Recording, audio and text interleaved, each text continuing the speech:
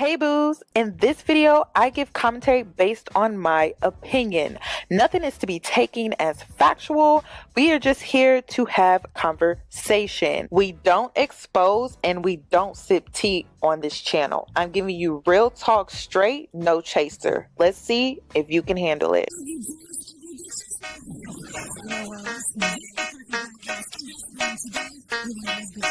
Cause I'm a boss. I haven't done anything for you to be proud of. Of course you have. You are marrying a man who can support you.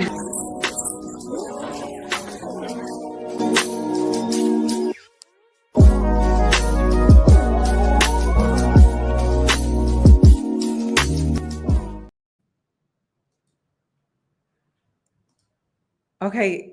I think I'm good. Y'all know I've been having microphone issues. So I think I'm good. My microphone started acting up. I got a new cord. It's coming. It's supposed to be delivered tomorrow, y'all. So just bear with me because I think it's the cord. I don't know who called it out in the chat, but I think it's the cord. So I got a new cord. It's coming. And yeah, so let me know if the mic goes out because that's so embarrassing. It's been so embarrassing because I be talking, I be saying some real stuff, and then next thing you know, I'm like, I'm on mute. Okay, so let's get into today's video. And I took notes. I took notes because I have a lot to say. So as you can see by the thumbnail, that this show was just not needed. Like how we go from selling Tampa to WAGs to riches. Like how we go from that. So let's just start from the very beginning. This is gonna be a long live, so go ahead, get you some snacks, get comfortable. If you at work, go ahead and put your earplugs in, because girl, we're gonna be here for a while because we got a lot to discuss. First and foremost, I want to say this.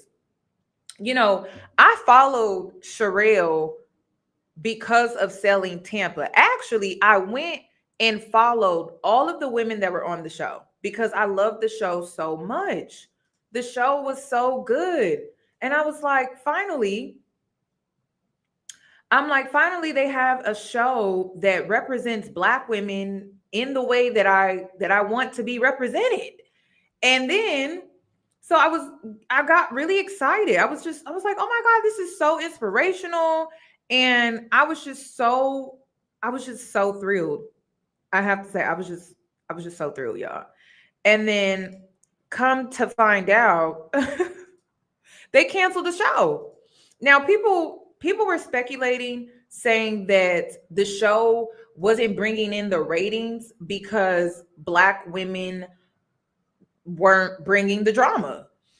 And then they were also saying allegedly that it was also due to it was due to some racial discrimination too.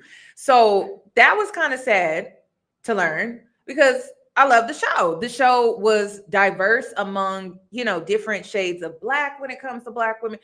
The Black girls on the show, the Black women on the show, they looked great. They looked healthy, just really put together, professional, classy. Can we talk about how classy they were? But they were making the Black version of Selling Sunset. So I don't know how true it is, if those ratings were really bad ratings, or was it because the show was doing better than Selling Sunset? I don't know. But word on the street was it was due to discrimination, and it was due to the ratings not being the best. I would like to see what those ratings actually look like for me to believe that, because I felt like a lot of Black women were watching. I know I was so heartbroken to learn that show was canceled for a second season. I was so mad. So the reason why I'm bringing this up is because I have two different perspectives when it comes to the show. Me knowing how Sherelle is, she's a business-minded woman. I mean, I don't know how many times she called herself a boss on the show. And I think she came back to Netflix and she pitched this idea to do a show like this, because you have to understand, Sherelle, she is the founder, owner, CEO of luxury real estate firm Allure Realty, or no, the realtor. It was founded in 2019. I'm sorry, y'all. And she's one of Florida's top producing real estate agents in Tampa. So I believe that she came back and she repitched a different type of show that would actually have drama. Now, hear me out, okay? Before we get, because I'm gonna give you my perspective based off of what we were entertained by, but I wanted to give you the business side. I believe that Sherelle went back to Netflix and she pitched them this show idea because the objective is to get her firm marketed towards the world. She wants her brand, she wants her firm, she wants it out there, she wants it seen.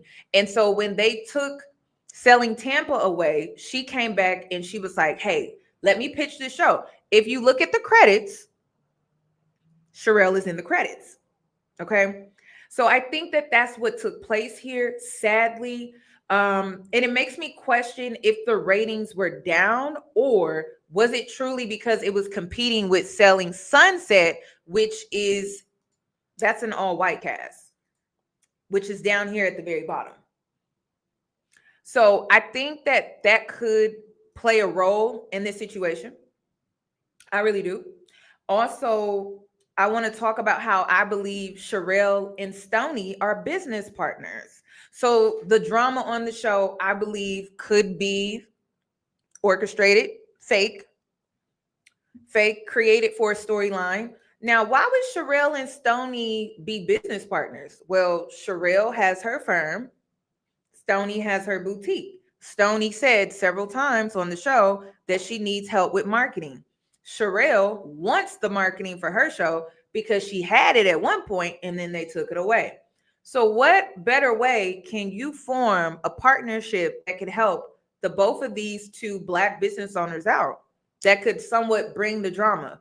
Jules was placed or casted on the show because she was going to create controversy. Her name alone holds a lot of controversy. So it just seemed all orchestrated to me. Now, with me saying that, let's get into what was on the show, because at the end of the day, that's what we're all here for. I just wanted to throw that out here because I'm just like, I'm not really buying that this is all fake. And I'm not really buying that this is all real, if that makes sense. You get what I'm saying? I believe that there are real emotions involved in the show. I believe that there may even be real scenarios. I just don't believe it's all real. And yes, I'm talking about Jules. That's what I'm referring to. Okay. So let me see. So yeah, I think it's just they came together, Stoney and Sherelle, and they agreed that they would do the show and it would be great for marketing, and they would create like this, I don't know, somewhat of a fake beef to get the drama going, to create a storyline so that they could be able to market their business. It's not technically a bad idea. It's just we as Black women don't want to be represented like this. Okay, so let's get into Sherelle. She's a mean girl. Let's just call it what it is. She's a mean girl. And she's judgy, and it doesn't make sense how she's judgy, because you're with a man. I think he has like 10 kids. How many kids does Chad have? Enough? I think he has like 7 baby mamas. That's crazy. I think he has like some crazy number like that. My issue with Sherelle is that she's a mean girl, and mean girls have control issues.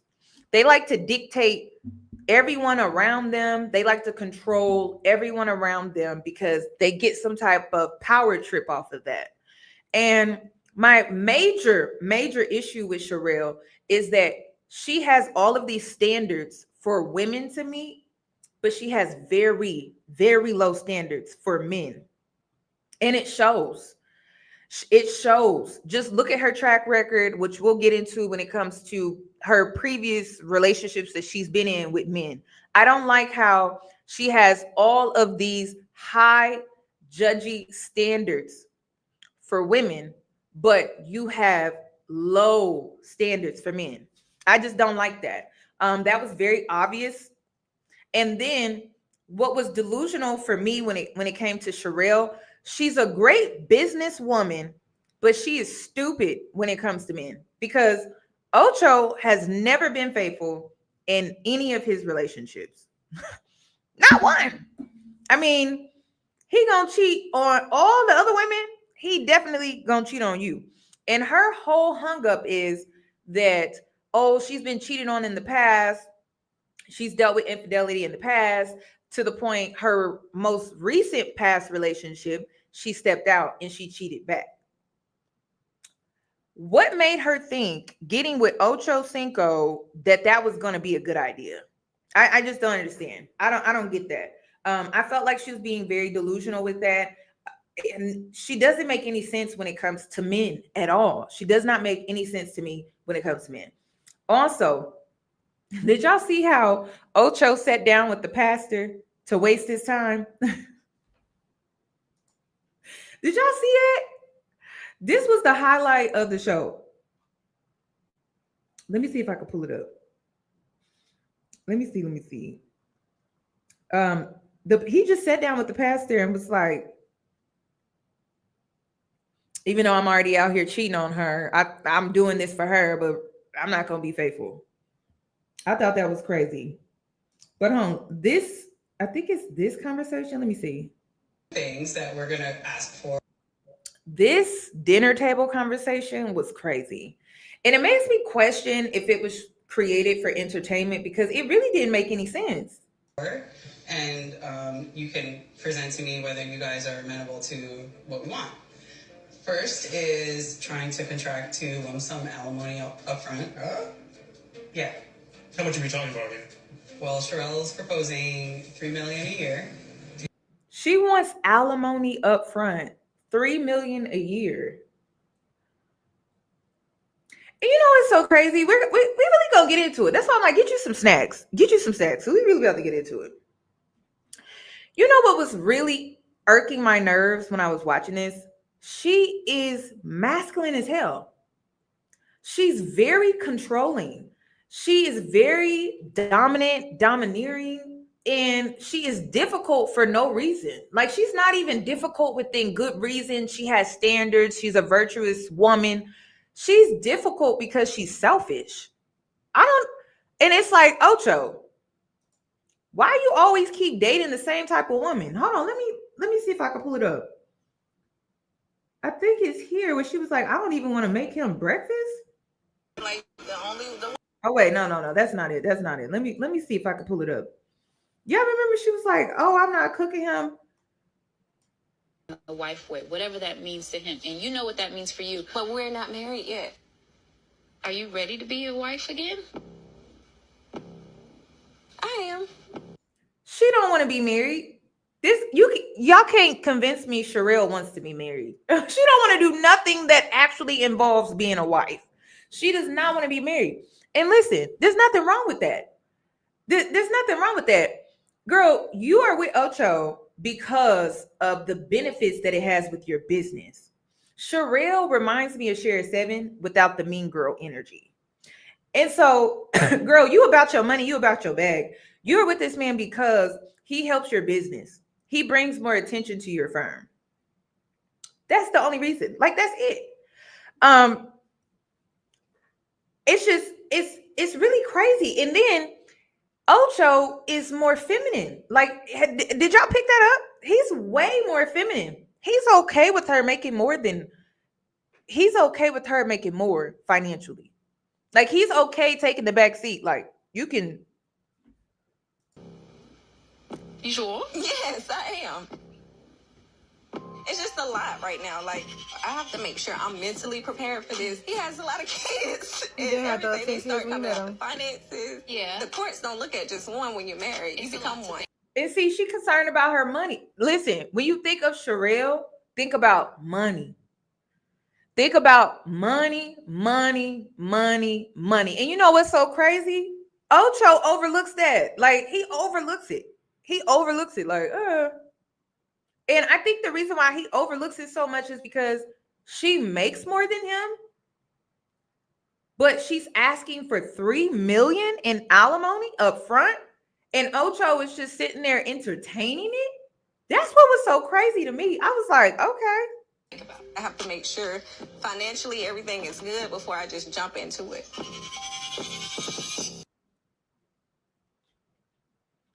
She all about what can she get out of it financially before she even gets into it. And then she don't even want to make this man breakfast. Isn't this what these men be talking about? But you know, when you're light enough and your hair texture is silky enough, you can pretty much get away with anything. You can do whatever you want to do. You don't have to do much. You don't really got to do much of anything for real. I honestly, because that was crazy. I was like, so you want to run the relationship, you want his money, you want to have your money. He can't have access to your business at all. You can take 20% of his podcast, but he can't have no percentage of yours. Like, that girl is crazy, y'all. I was like, girl, I can't even defend this. I can't even defend it. Let me see. This scene too. This was crazy. Sounds like that might push back your wedding date. That's fine. That's loony. There's one issue we haven't brought up, and I think it's an infidelity clause. It's standard in prenups. So if you were to cheat, it'd be $500,000 penalty to you. This makes no sense. Now listen, I have this opinion, and yes, I'm assuming Sherelle already knew that this man was cheating on her. When they sat down to have this conversation, he was already cheating. She already knew about it. She been knowing about it, which was why she had her lawyer bring it up. And did you hear what Ocho said? He said, I don't think you're ready for marriage, because he's like, I'm cheating. I'm going to cheat on you, and you're going to deal with it. And no, I'm not signing an infidelity clause of any kind where it legally says I have to give you $500,000. Like, I'm not doing that. So you're not ready to get married. That's what he said. That's what he basically. And she already knows that this man cheats. Why? Because this basically tells me she's really not ready to get married. That was crazy. Y'all, they are equals. So a lot of people feel bad for Ocho, and then there are people out here that feel bad for Sherelle. But honestly, I think that they're made for each other, to be honest. I do. I think they made for each other. I don't think that Sherelle is better than Ocho, and I don't think Ocho is better than Sherelle. I just think that they're one of the same. They're one of the same. And then Ocho is that man is cheap as hell. Because did you hear about how she was complaining about how Ocho put her on a Spirit flight and a Frontier flight? He booked her a flight on Spirit, and then he booked her a flight on Frontier. Did you hear about that?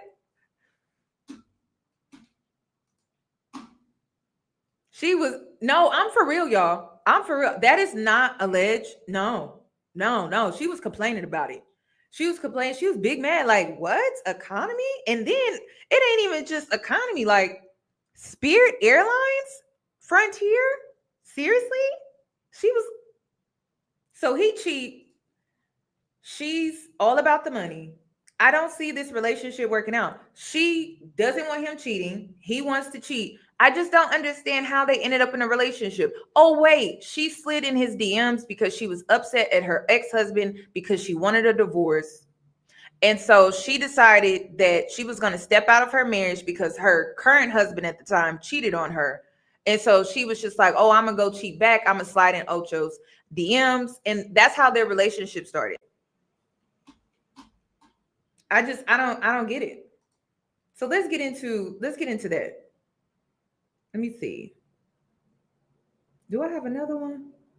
Yeah, I just thought the dinner scene was just insane. Things that we're gonna ask for. Hold on, I already played that one.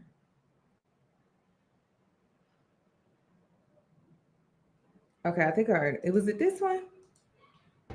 Okay, TikTok took my sound down twice, so I know that's new because you used to be able to record whatever. Anyways, but I just think this part right here is so mean girl of Sherelle because I used to love, well, I wouldn't say love, but I used to like her. And like this whole situation, her talking about you know, she had the sex tape or whatever. She like, we grown, you judging me, I don't even mess with you. And it's just so judgy. And So I want to talk about judgy, right? Like I want to talk about judgment. I don't think women know the difference between discerning and judgment. Discerning is when you are truly trying to judge a situation so that you can make the right choice and decision for yourself. But when you are truly judgy, you're holding things against people and it has nothing to do with you at all. That's judgy. That's true. That's truly being judgmental. But when you are discerning, which requires you to use good judgment, you're doing it because you're trying to make the right choice and decisions for you. My issue with Sherelle is that she was trying to make it about how, oh, I don't want to deal with Stoney because of this and because of that. But really, her discernment didn't make any sense to me because it came across more like just pure judgment and being judgy of someone because they don't fit your aesthetic. They don't fit the image that you want to have when it comes to your group or the crowd that you want to keep around you. And you don't feel like she can serve you in any type of way because you don't feel like she has anything worthy going on for you to be able to benefit off of. That's what it was really about. So Sherelle is not being discerning. She's just being judgy, and she's judging from a glass house, and it's just crazy to me. And then to judge someone that had a sex tape that was put out here and it wasn't something that she agreed to, it was without her consent. How can you hold that against somebody? I just don't understand. And then, ladies, you may hear rumors about women, right? You may hear rumors about women, but it doesn't mean that it's true. Actually get to know the woman and see for yourself to see if the rumors are true. But to meet a woman that you don't know personally and then to think and assume that you know her just based off of the rumors you've heard, you didn't even give her a chance.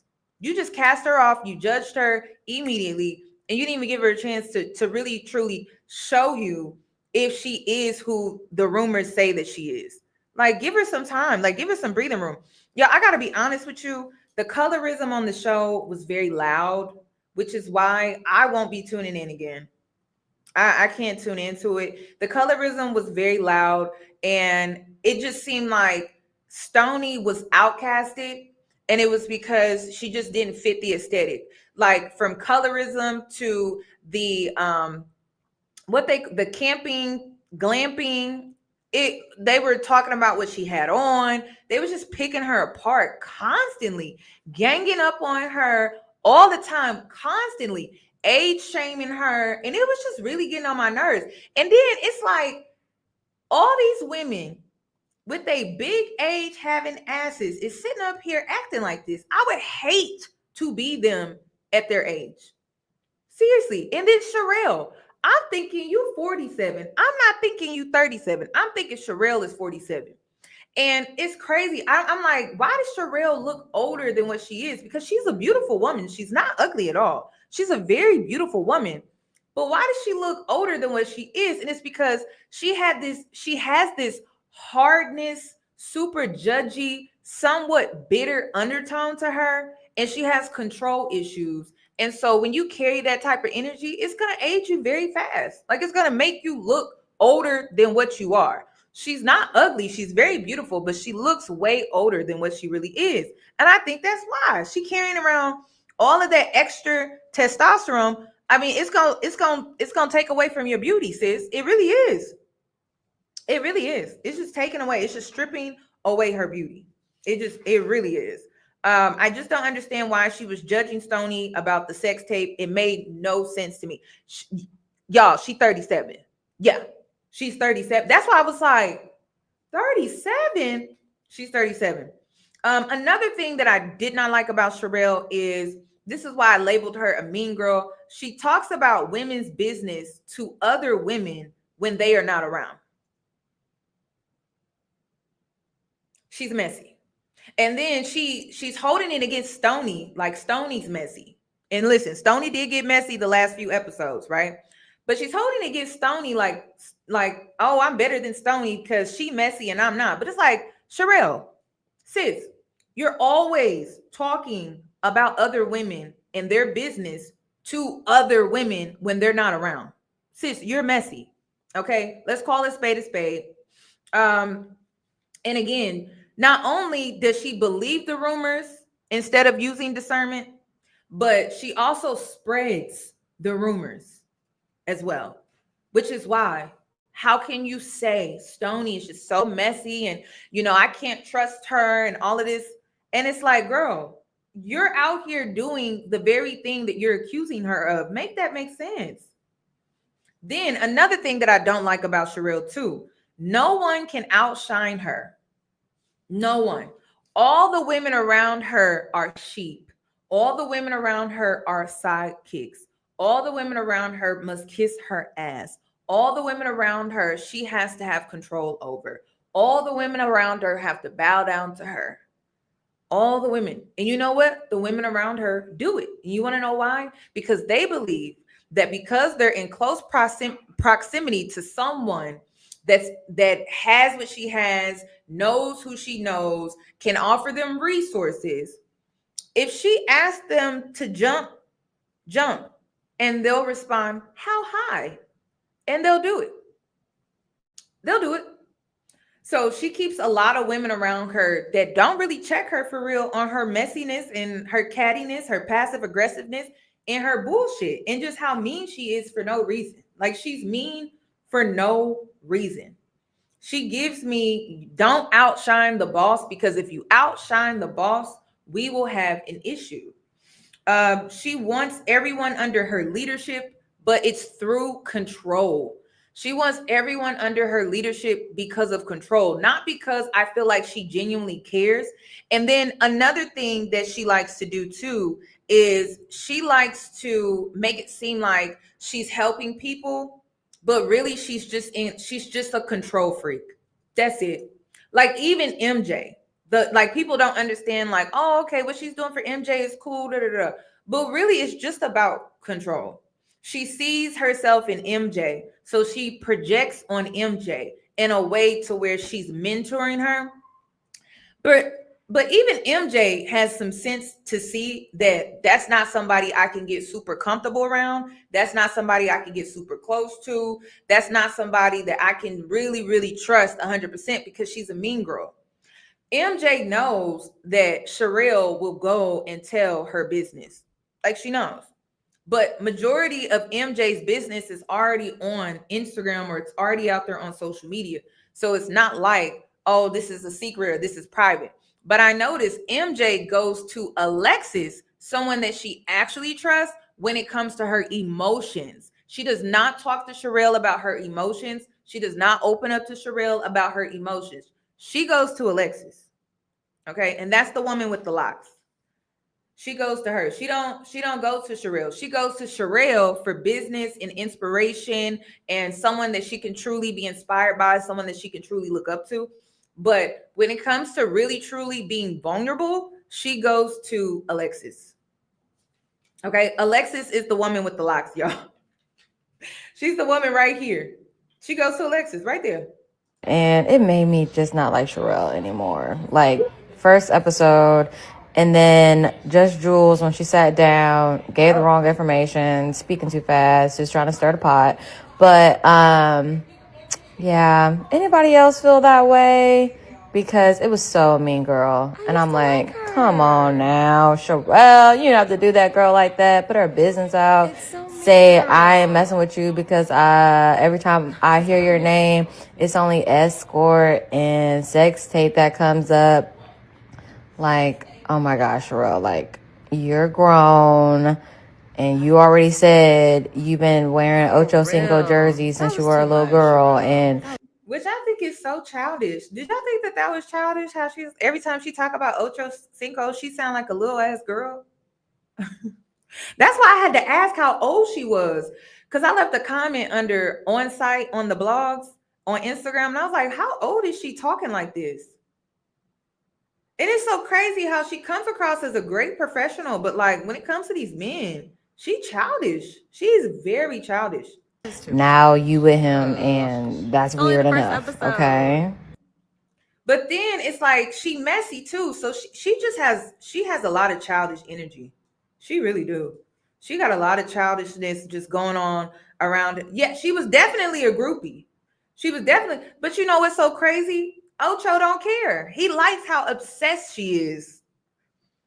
And because she's so obsessed, he cheats on her. They never want the pick-me woman.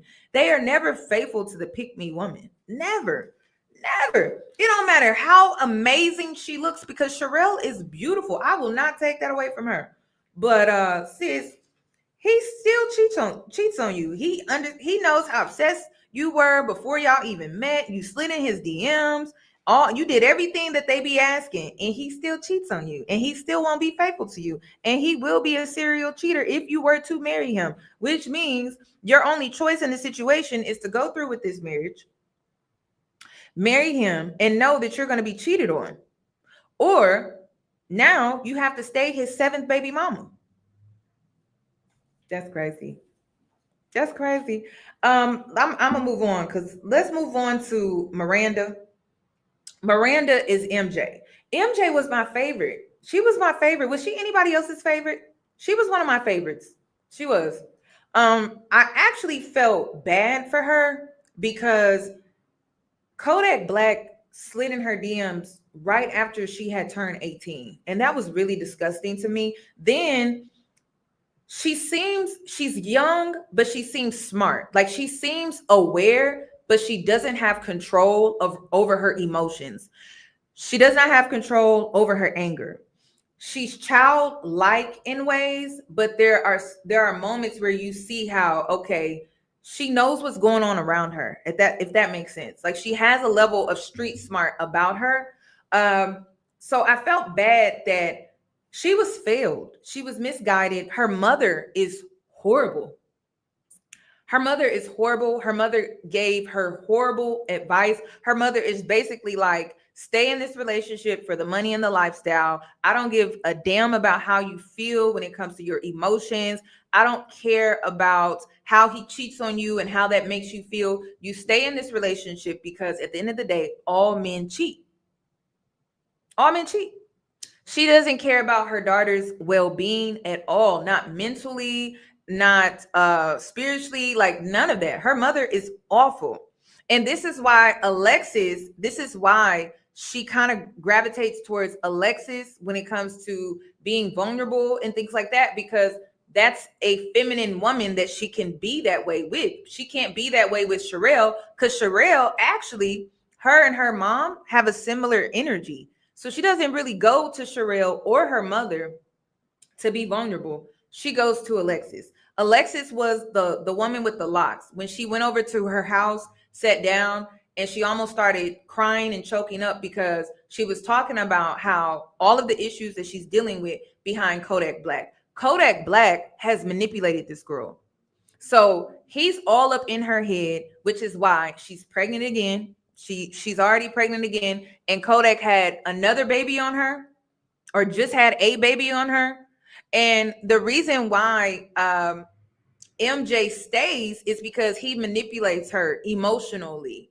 He does this pull and push type of thing with her. So one minute they're in it, the next minute they're out, and then when they're out, he goes and he cheats and he does whatever that he wants to do, and then expects for her to stay with him. That's what it's like, this push and pull. And she's very young. She's impressionable. She's never really had anybody in her life outside of her grandmother. So she just feels like if she were to leave this relationship, she really won't have anyone. So I understand her position. I have a lot of grace for MJ. And she's 22. She's misguided. Her mother failed her. Her father failed her. everyone that was responsible for her has failed her. And so she's just really out here trying to figure it out. And she's around a group of women that are fake. So I don't know. I don't know. I'm gonna give MJ some grace. I like her. She's someone I would love to mentor. I like her. I see the potential in her, similar to Sherelle. Like Sherelle sees the potential in her, but that man that she with got her mind messed up. That man that she with is taking her away from her blessings. That man that she's with is taking her away from her talents and the things that she's truly passionate about. She should really just focus on herself and her kids and leave that man alone. But hey, she's pregnant right now with his third child. Well, their third child. I don't know how many kids does Kodak Black have? And then how did Kodak Black get her? I mean, I know she was young, but it's like, don't you still have to somewhat be attracted to the man? Kodak Black is not attractive at all. Not attractive at all. Not attractive. I mean, I know why Kodak Black picked her, because remember Kodak Black was being a colorist and he said that colorist shit. Yeah, remember that? That was a little while back. I still remember that. So I get why he's with her, but how she end up with him? And do you see how the preferences get treated when they're with the colorist man? Yeah, they get cheated on, dogged out. Because honestly, I be trying to tell you that it's not you, Black women. It's not you. It's really them.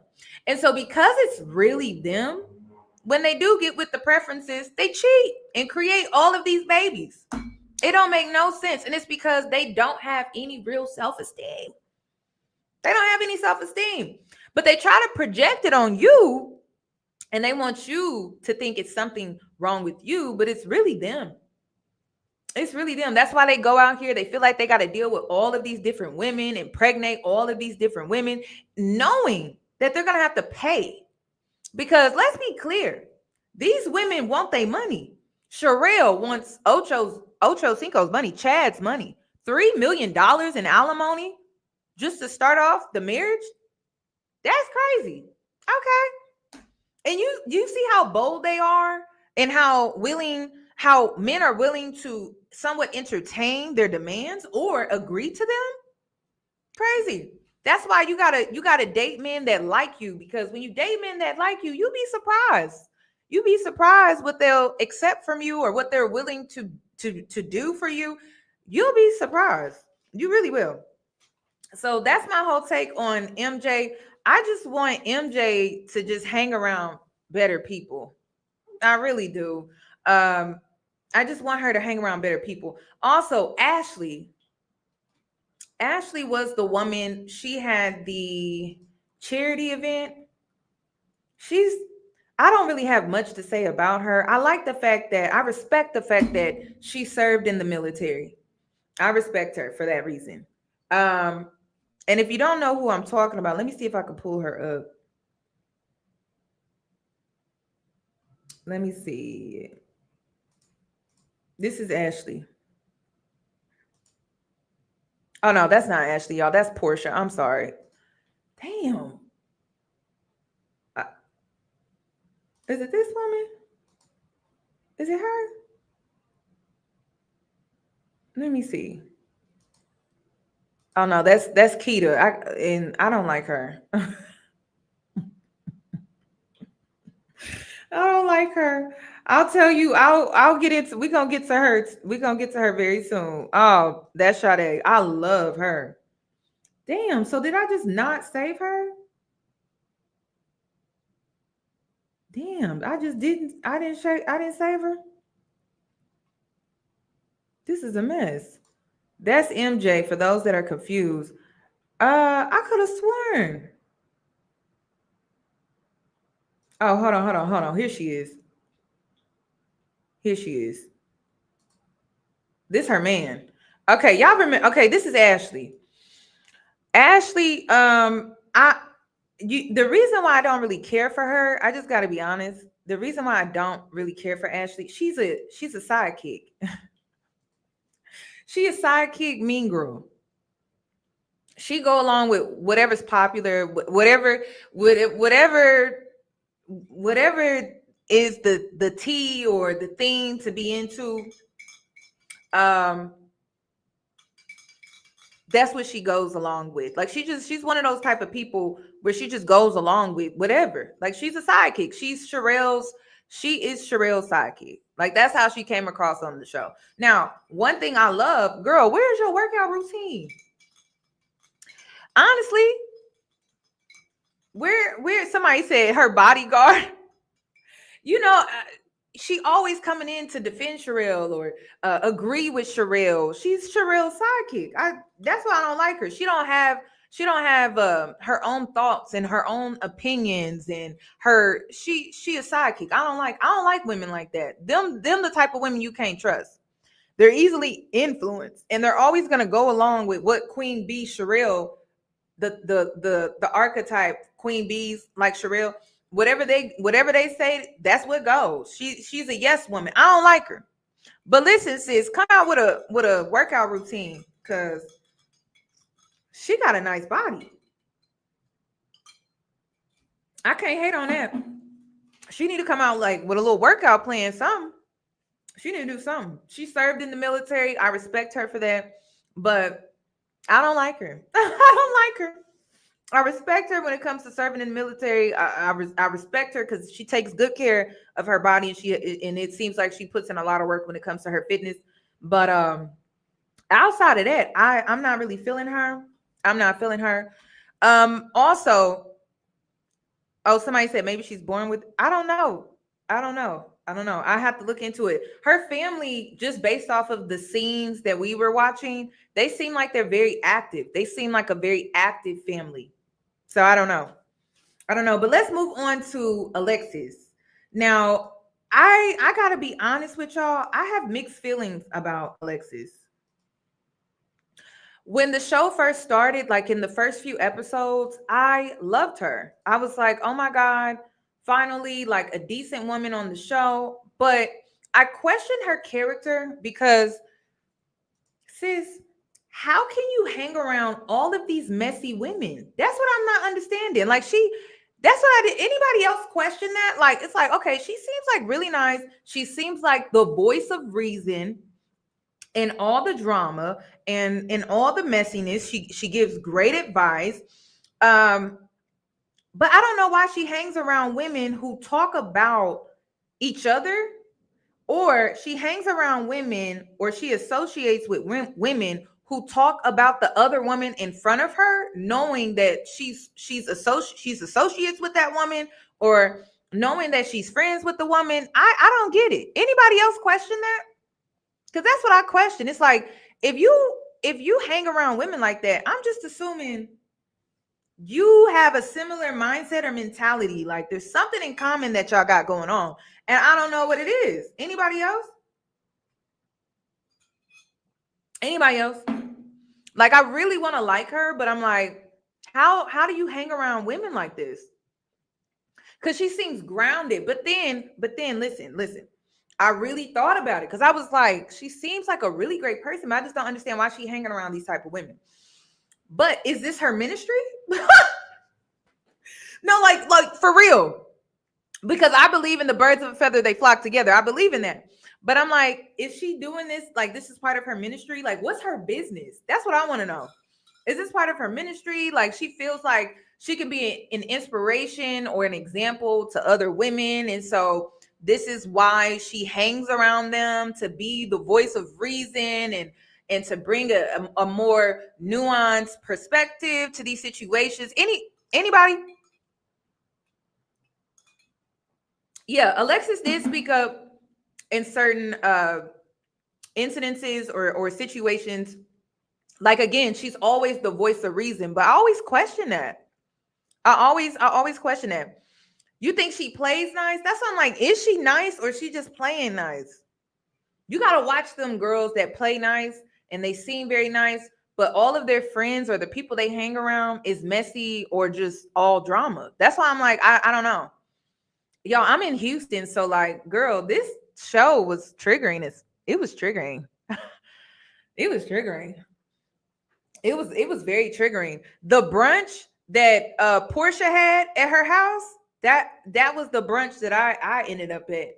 You know, I was the new girl on the block. I didn't know that all of this. I didn't know that this is how things happen here in Houston. I had no idea. And then don't step on the woman. Don't be the new girl on the block and you look good and you got a nice body and it's not bought and it's not paid for. And then you're the archetype here in the South because you're tall and Megan the Stallion body types are like the thing here. And so you didn't know. And then you're threatening the Sherelles of the group. You get what I'm saying? I never, y'all. I never. That's why I was like, I was woo. When I tell you I had to get used to it, the politics and the cattiness and the passive aggressiveness and how things get messy real quick. Don't go venting to nobody. You go vent in your house by yourself, or you go talk to your therapist, or you call your best friend that don't even live in the same city as you, that you've been friends with since freaking middle school, and you vent to her about the shit. You know what I mean? Oh my God. And then they'll try to sabotage your love life. Don't put that. Oh my God, y'all. They will try to sabotage your love life. They will start rumors about you and spread it like wildfire, and then have people convinced that you're this or you're that. And then will literally involve men so that they can spread the rumors too about you. It's really crazy. It's really crazy, y'all. It's crazy. They will definitely try. It's especially if you naturally get attention. Like you're not the type of person where you're not the type of woman where you walk in the rooms, you're like demanding attention, you're desperate for it, like you're just existing. You know what I mean? Like you have a great personality. And so people gravitate to you because you have good energy. And then, you know, naturally, you accidentally took the attention off of the Sherelles of the group, of the brunch. And then her sidekicks. Girl. So just be careful. It really be going down like that, y'all. It's this WAGs to riches is real, y'all. I can't do clicks like this. I can't. I have to be friends with women that are individuals and they don't do the cliques or the group thinking or the catty petty drama. Like they're more about substance. They're more like Alexis. You know what I'm saying? Like they're more like Alexis. They're not like the Sherelles, the Ashleys, the Portias, and who else? The Ketas. They're not like that. They're more like Alexis. They have substance. You can go to their house. You can have real, like, vulnerable conversations with them that feed your soul. You feel replenished when you go and you share energy with them. It's great. It's great. You just got to get away from them other type of women. You got to get away from them. Your tribe is out there. Women who will genuinely support you are really out there. You just got to stay away from these girls that are all about aesthetics, image, Instagram photos, dusty men that want to impregnate them and abandon them and be a baby mama. You just got to get away from that crowd. I'm just being honest. The woman that chased the bags, and they just chase a lifestyle. You just got to get away from those type of women. You'll find real women out here with real substance that can feed your soul, your spirit, and really pour into you, and then you can pour into them, and it doesn't feel like they're draining your energy. It's a great experience. So you just got to get around the right type of people. Seriously. Let me move on to the next one. Portia, sis, you brought absolutely nothing. Portia, baby. And I really don't have an issue with Portia for real. Do y'all think Portia was messy? I feel like Portia gives me like, she's like the mean girl that's like the blondie, like the airhead. She gave me airhead vibes. I don't know why. But she's a sidekick too. She's a sidekick too. I didn't really see her start any real drama, but she listens and she's in on the messiness and the cattiness and the passive aggressiveness. I didn't like how she reacted to the whole Jules situation, which I'll get into in a little bit. But Portia, you brought absolutely nothing to the table. And you know what? I don't see anything wrong with that. Portia, she seems like she's the type where, and this is just strictly based off of the editing of the show, she just seems like she wants to be a kept wife and a kept mother. She don't want to be a boss. Am I the only one that got that? Am I the only one that was like, Portia don't want to be, she don't want to be a boss. She don't want to be a Sherelle. I think Sherelle has got in her head because Sherelle has had past experiences where she's been cheated on and she's dealt with infidelity and things like that. So Sherelle has convinced her, girl, you got to have your own. You got to have your own. And so she listens to Sherelle and she may even be inspired by Sherelle. But Portia give me, baby, I just want to go out to lunch. I want to homeschool my kids because she homeschools her kids, which takes a lot of energy and a lot of time.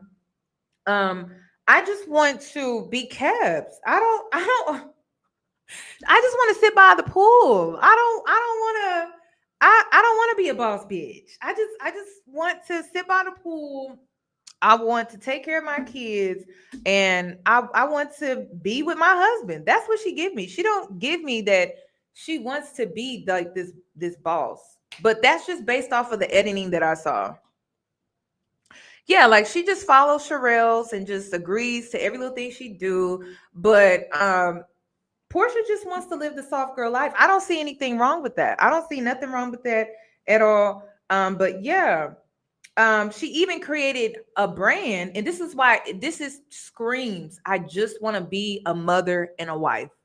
She created a brand called Bad Bitch Good Mom. That tells me everything that I need to know. She just wants to be a wife and a mother. She don't want to be a boss. She just wants to homeschool her kids and nurture her kids, her family, and be there for her husband. I don't see anything wrong with that. I think she's just following behind Sherelle because, like I said, Sherelle has a lot of trauma, and I think she be trauma dumping on Portia, and so she got Portia out here feeling like she need to be doing this and she need to be doing that, but.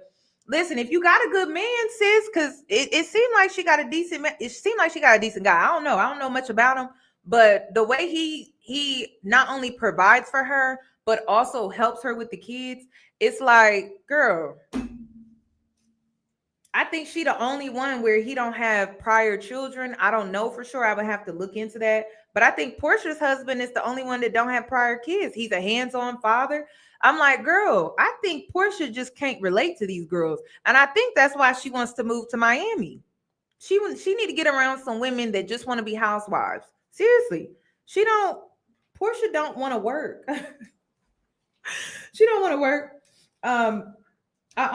She could have followed Sherelle just to get on the show. That's true too. Or she might have just been working for Sherelle just for the show. That's possible too. Like I said, it's based off of the show. It's based off of the editing. But I get this vibe from Portia that she don't want to work, which I don't see anything wrong with that. Like, hey, if you got a man that's gonna keep you, I don't see nothing wrong with that. Now let's get into my fave, my real fave. Sade, girl, you held it down. You held it down. You know what I love about Sade? Listen, I love her because she knows how to be confrontational, but in a mature, level-headed manner. Very, very much, very classy. I really like her. She gives me cheerleader vibes because one thing I noticed about Sade is she gives me cheerleader vibes. Like maybe she was a cheerleader in college, maybe she was a cheerleader in high school or middle school. I just get the vibe that at some point she was a cheerleader because she knows how to handle women. She knows the nature of women and she knows how to deal with the different personalities that women come with. And so she gives me cheerleader vibes. Like she gives me like she's been a cheerleader. So she's seen a lot when it comes to women, their petty, catty messiness. I don't know, something about Sade where she's just like so hip to games. She's seen it before. She don't play them type of games. And she's not afraid to call you out on your bullshit. Did you see how she called Al Sherelle at brunch? She said, you mean and you too damn old at your big age to be acting like that. And that's how we all felt. We all felt that. We all felt that. She's beautiful as well. I also loved how she set a boundary with the women because her man, let me see if I can pull up her man real quick. Her man is, I think he was a free agent at the time, and they were really trying to figure out, what was going on business wise. They really were trying to get in pride in her business when it came to her husband and his career. Did y'all peep that? I peeped that. Like they knew that they were like really concerned, like wanting to know, is he going to get re-signed? Who is he signing with? And she set that boundary real quick. Like she really did not play. She set that boundary real quick. She's like, I don't know why y'all keep asking me about that. Like, we're good. We're fine. Worry about yourself. Like, I love how she did that. So another thing that I like about her, you will not bully her. Like, you will not bully Sade. She's gonna call you out on your BS. And she knows how to deal with different personalities. Like, she knows that even though Sherelle set her down and quote unquote apologize, she knows that she can't trust. She knows that she cannot trust Sherelle. Like, she knows not to put anything past Sherelle. She knows that majority of the women that she's hanging out with, she knows not to put anything past them. Like, she knows. Okay. Like, I love Sade. She's probably my absolute favorite.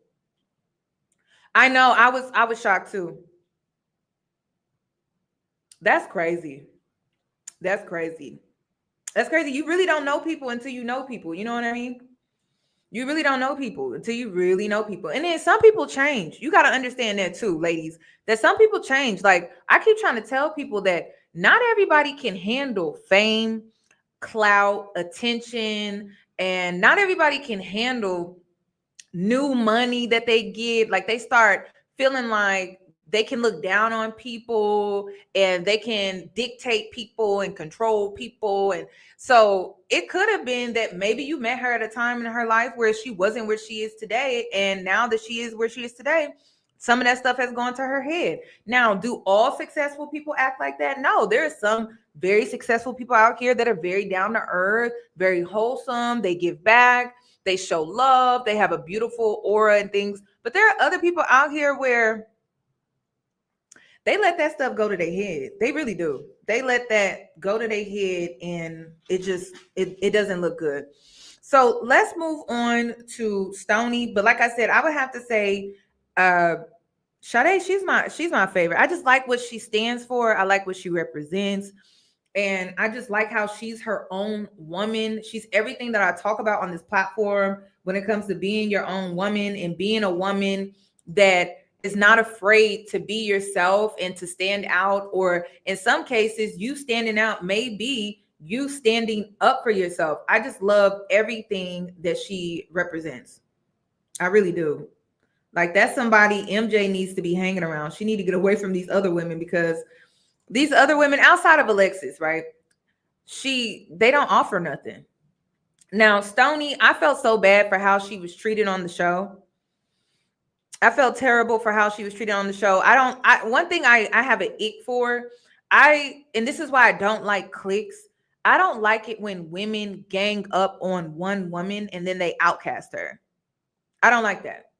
I will never respect that at all. I think it's very weak, and I just don't like it when women feel like gaining up on one woman is something that is nice girl, or I'm a good person. No, you're a horrible person. You're a shitty person. You gaining up on one person and you have no remorse. You don't feel guilt. You don't feel how, you don't even put yourself in their shoes about how that would make them feel. You're a horrible person. And I just feel like that needs to be said. I don't like it when, and y'all even notice it on my YouTube channel. Like, I didn't like it when Black women were literally being dragged all up and down TikTok. And it's like, why are we gaining up on one person? I just don't understand. And it's like, if it makes you feel powerful, you're very weak. You have to depend on another person and gaining up on another person with other people to validate you when it comes to gaining up on the other person for you to feel some power, for you to feel like you are someone. There are other people out here where we are self generators. We don't rely on other people. We generate that shit on our own. And that's a Sade. Like, Sade don't need 10 people standing behind her to defend herself and to say, you're a mean girl and you're too freaking old to be acting like that. She don't need 10 people standing behind her validating her experience. She saw the shit. It made her uncomfortable, and you're not about to bully her. But you have them other women that try to make it seem like because they have 10 women standing behind them, that they're so strong and they're so powerful. But really, you're weak, because powerful people stand alone. Powerful people don't stand in cliques and groups. And then the groups that you're standing in don't even hold you accountable. They're just sidekicks. They're just there to agree with you. And that's it. And then those be the same groups that will have you out here looking crazy. Because Sherelle, sis, the reason why you look crazy out here on these internet streets is because your sidekicks don't hold you accountable. So now your character is being seen as flawed because your community of women, they don't hold you accountable. They just agree with every little thing you say and every little thing you do. So it got you out here looking crazy, sis. That's why. And this is why you should be in community with women who hold you accountable. So then you're not out here looking crazy. Now people are picking her whole life apart, her character apart, her business apart. It's just not a good look. And it's ruining her reputation. Some people are just not going to want to do business with her. That's why you don't keep sidekicks around. That's why you keep people around that are truly solid. They see your worth, they see your value, they want the best for you, but they also hold you accountable. Okay? Do not hang around sidekicks. I'm telling you, they're gonna have you out here looking crazy. I mean, Regina George was out here looking crazy. She was out here looking crazy. Okay, another thing that I want to talk about too. I don't like how they ganged up on her. That I don't like that. That really pissed me off. One thing that I do love though, I'm glad her business is being marketed on the show. I love when, if you're going to do a reality show, you better have something on that show that you're selling, a business that you're promoting. Otherwise, why are you on the show? Why are you on the show? And that's how I felt about Portia. I just felt like she just wants to be a kept wife. I don't see anything wrong with that. But girl, you on the wrong show. You need to be on Housewives or something like that. But then even the Housewives, they be promoting stuff. So I don't know. It's okay to just be kept at home. And another thing too, Sherelle, she was judging from a glass house while also being messy, which is why I don't really care for her. But one thing that I will say is I hope Stoney can look past the judginess and the messiness. And I hope that she can take the constructive criticism that was given to her when it comes to her business, because Stoney seems like she's the type of woman where she's kept. Rick Ross keeps her kept, right? And she started this business just to have something for herself, to have some type of money flowing outside of whatever Rick Ross gives her or offers her, which is understandable. But sis, it's very obvious that she doesn't really know how to really run a business. She kind of just got into it wanting to sell things, or kind of like be that boutique that the girls kind of come to before they hit Miami or go out in Miami, which I get it. But I see her vision, and she wants more for herself. And I hope that she took some of the constructive criticism that some of the girls were giving. Even the other boutique owner, it's like, I get that she wants to do wholesale or she wants to do fast fashion wholesale, but eventually it's like, you can elevate from here. Like, she really can if she really wanted to. I think she's going to have to bring in some outside people to help her with picking garments, because she went and basically bought a bunch of stuff that she would wear. And from a business owner perspective, that just was not the best decision for your business. she probably should have looked into, well, what's trending, especially with fast fashion. She could have went to Fashion Nova's website, looked to see what's in, what's trending, make sure you're in season when it comes to your inventory and things like that. So it was kind of hard to watch that a little bit, but I see where Sherelle is coming from. I do. I just don't like Sherelle. You know what I mean? But Sherelle was giving her some solid advice. Sherelle was trying to help her out to some degree. Now, was it genuine? I don't know. I don't know. It don't seem like it. It don't seem like it. So no, like Stoney is Rick Ross's first baby mama. The first one, which is why she's kept, I believe. I don't know what type of history they have. I don't know what type of relationship they had at some point. I don't know if she held him down when he went to prison. Did he go to prison? Did Rick Ross go to prison? Was he in prison at some point? I don't know. You know, I don't know these rappers like that. Did he do some jail time? He didn't. He didn't. So she must have been like the come up woman and he just keeps her. Oh, okay. Yeah, he was a prison guard. Okay. My bad. You always get it confused. He was a correctional officer. Okay, yeah. Okay. I knew it had something to do with the prison, y'all. I just didn't know what it was. He was an informant. Listen, I don't know what type of relationship they have, but they have some type of relationship where, listen, he be paying her bills. I can't hate it. You know what I mean? I can't. I just want more for Stoney. She seems like a sweet woman. Now, towards the end there, she was getting messy. Okay, because listen, Sherelle's situation, and then telling Jules, yes, Jules, when yes, Jules is messy. I was just like, I that's why a part of me feels like some of this drama is literally for a storyline. But I don't know. And then you got to understand the play though too, because I've been watching Jessie Wu, and when she breaks down reality TV shows, I'm like, you know what, that makes a lot of sense. So I think it's so interesting that they brought in Yes Jules to have that conversation about Sherelle's business at Stoney's boutique to market it, right? Right? Let's get into it. And to carry the storyline about their beef and their issue, et cetera, et cetera, et cetera. It just seemed orchestrated. Of course, you want to bring Yes Jules in because she's controversial. She's going to bring the controversy. And then Stoney in this beef that she has with Sherelle, it just seems like it just seemed plotted. It seemed orchestrated. I'm just saying, it just does, which makes me question if this show is even, if all of everything in it that's completely real. Okay, it just seems like they throwing in some, you know, they throwing in a little bit of mess to make it juicier or to make the show do better. That's what it's given. But let's get into Sherelle judging Stoney. But this is how she be. This is her and Ocho's relationship. Let's get into that because I have to play. I have to play that. Wait. Oh, y'all. Side note. When y'all be sending me story times, and y'all want me to sit through the story times about how a man played you, did you dirty, or whatever the case may be, if the man don't look like this,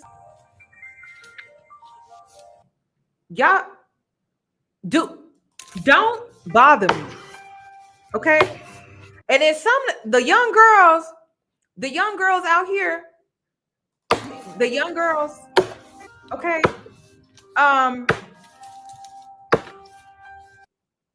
Mufasa is not, I'm sorry, babes. I'm sorry. I'm sorry, babe. I'm not seeing what you're seeing, sis. I'm not seeing what you're seeing. What are you seeing with Mufasa? What are you seeing with Mufasa?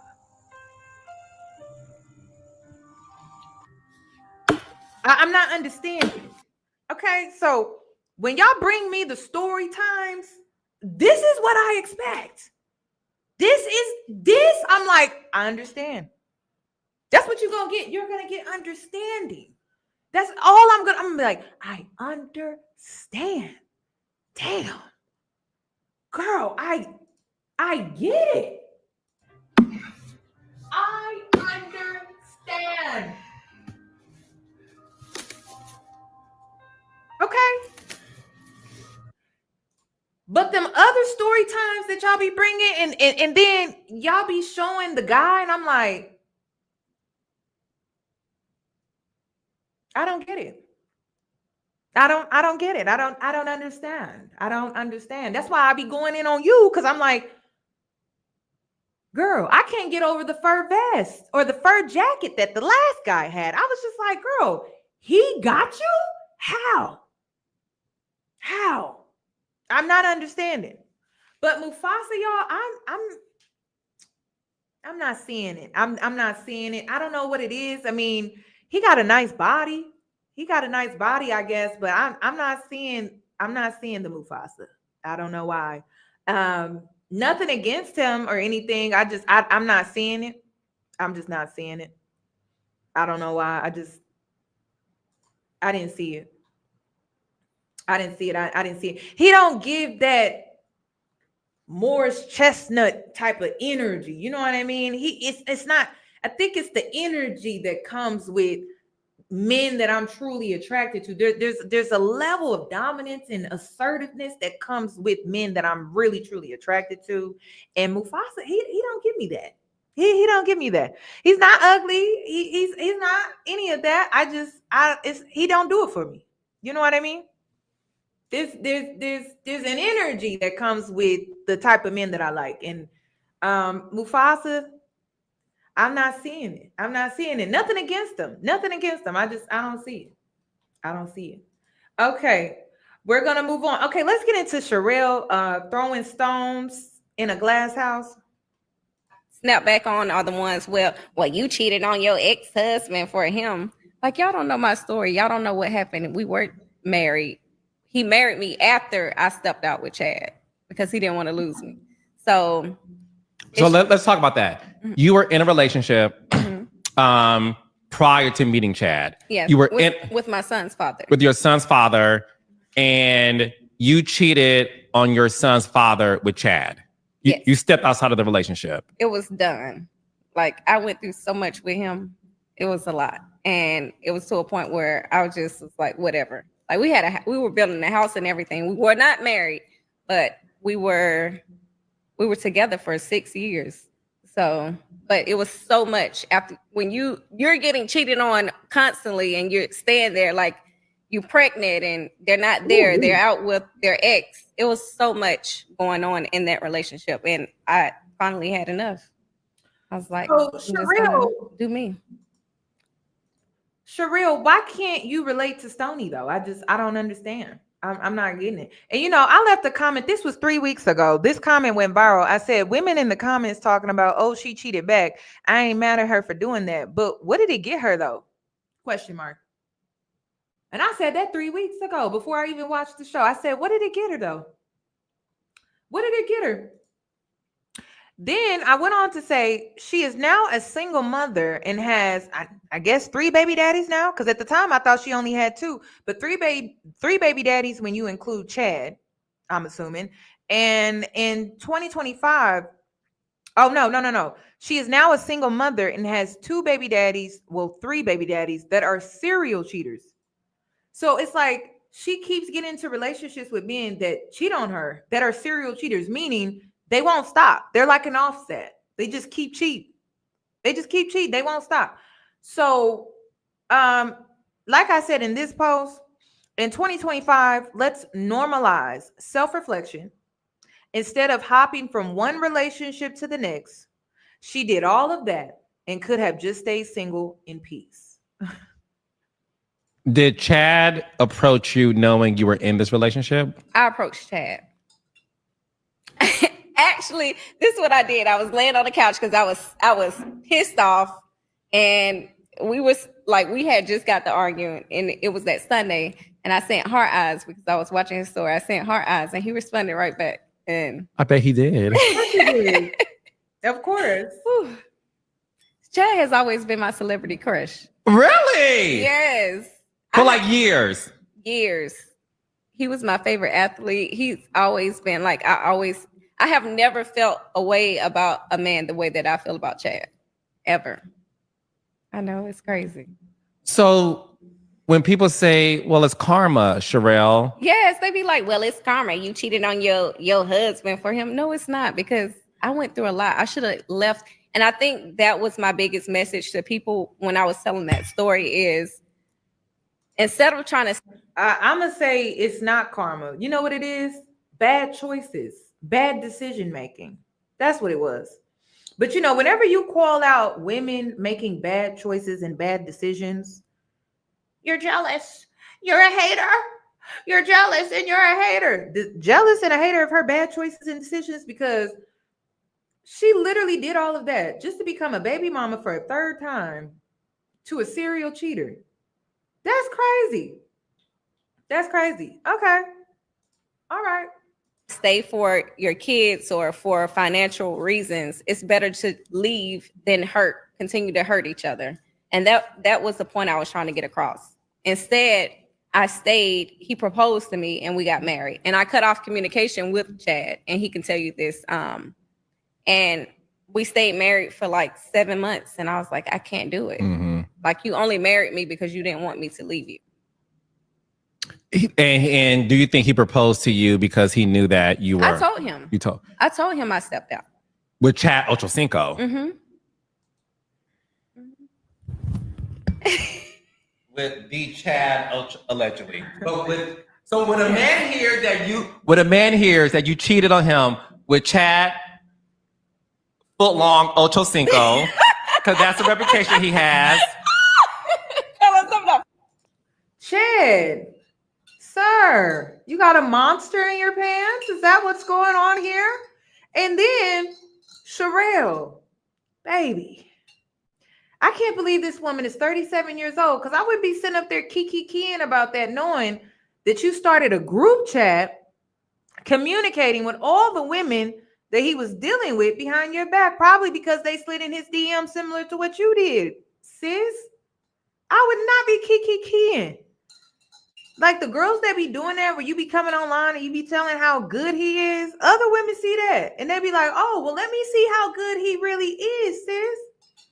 I would not be giggling like a little schoolgirl about that at all. And it came across like, even after he cheated on her and she was in the group chats and she was finding out about all the women that he was out here dealing with, it seemed like she still want him.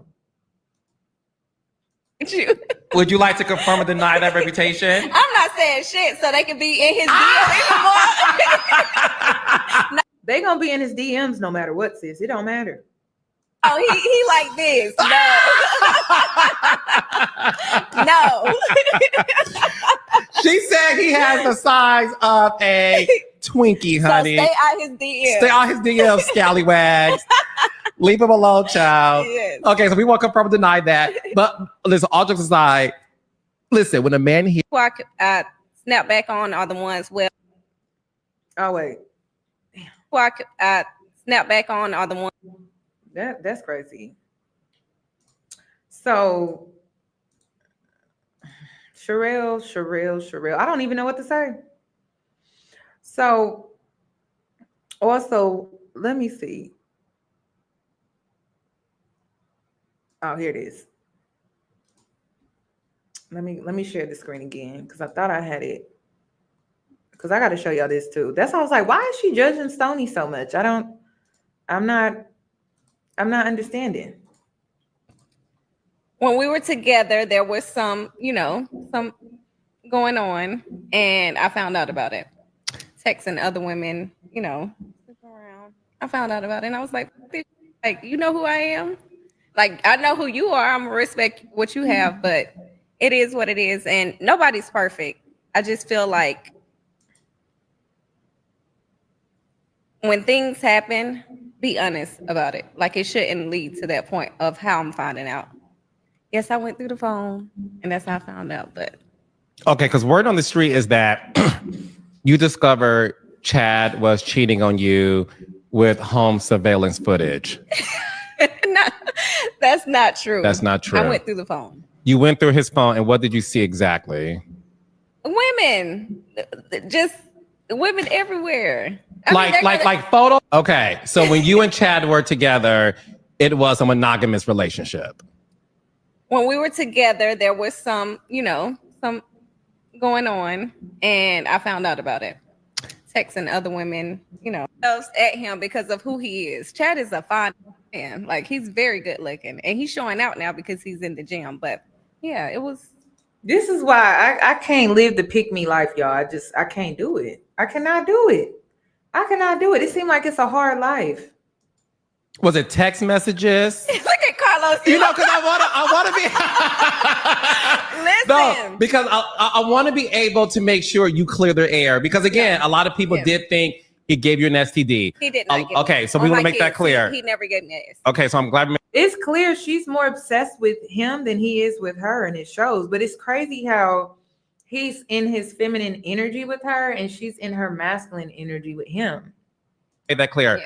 A lot of people ran with the story that you saw him having sex with another woman in the house. I would be in this chair right now if that happened. Okay. You'll have to bail me out, Carlos. Okay, and I will. You my sis. I got you. We're gonna accept the plea deal though, but I will make sure to bail you out. I got you, babe. I got you. I promise. No, I respect Chad, and at the end of the day, we're still a family. Like, no matter what things happen, nobody's perfect, and I'm not here to judge him because I've had, infidelity. Of women, they're gonna throw themselves at him because of who he is. Chad is a fine man. Issues. It happened to me. I did it to someone when I was in my younger days. So, things happen. We were going through a rough patch, but instead of like leaning on someone else, we should have came closer and spoke on it. When you discovered he was entertaining other women via the phone, were you two not in the best place in the relationship at the time? No, we was not. You were not. Because he's working all over the place and I'm working, filming. It was just a lot. It was very stressful. And going back and forth, my kids were in school. So when I wasn't filming, I was up in Tampa. So it was a lot going on. When you discovered it, what did you do after going through his phone? We can't talk about that. Did you get violent? I did not get violent, Carlos. Okay. There's not a violent bone in my body. Issues. It happened to me. I think the biggest thing with us, and who knows, maybe a year or two after therapy, whatever. We're both in therapy. Together or separately? Separately. Okay. It may bring us back together. You never know. Because he's a great guy. Chad is an amazing person. Like, out of my relationships, he's probably the best I've been with. On a serious note, like, he's very. That's sad. That is really sad. Ocho Cinco, who has never been faithful in any of his relationships, he was arrested for assaulting his ex-girlfriend, Evelyn. That's sad. That's really sad. But okay. Very supportive. He has done a lot to help me. Of course, I had my own coming into this relationship, but he took it to a whole nother level. No jealousy. He always support me. Whatever I need, he's there. And even to this day. Yeah, because he's in his feminine energy. He wants you to get that bag, sis. He wants you to get that bag. Yeah, it was physical assault. He headbutted her. It was a big thing, y'all. It was a big thing. This was a while back. It was a big thing. That was his ex. Wait, they were married? I don't really remember. It's been a while. Evelyn was not squeaky clean, but that don't mean you headbutt somebody. That's crazy. People need to keep their hands to themselves. It doesn't matter if you're a man or a woman. So regardless of if Evelyn was squeaky clean or not, you still don't headbutt somebody. That's crazy. They were married? Damn. I guess they were only married for a short period of time. It's been a minute. That's crazy. So his ex-wife, oh wow. Girl, this woman is delusional. Now, like, I'll say, hey, can you do this or that? And he's there while working 50,000 jobs. So, Sherelle, you want a woman. She needs to go ahead and switch to the other side. She really wants a woman. Yeah, to headbutt somebody is very crazy. Sherelle, I think you want to date women. I think Sherelle wants to be with women. I really do. I'm not even saying that to be funny because everything she wants a woman. Like she wants to be the boss, she wants to be in charge, she wants to have control, she wants to be the man, she wants to wear the pants, she wants a woman. Maybe she should switch to the other side. Then y'all, she's very childish too. Like I don't know why.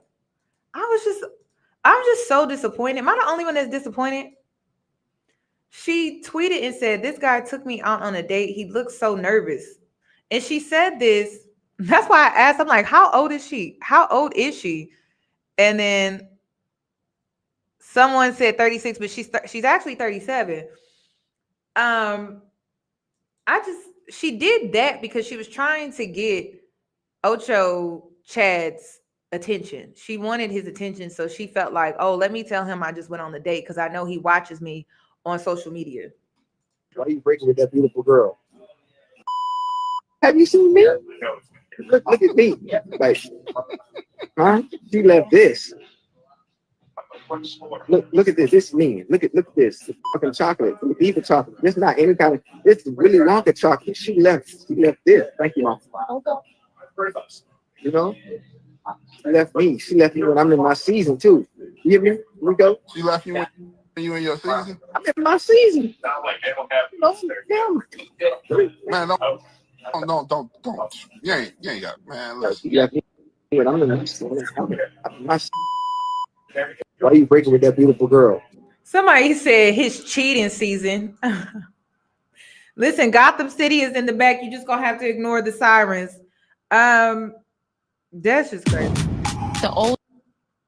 So, a lot of people didn't like this show, y'all. A lot of people didn't. They was tweeting about this show. People was like, we don't need this show.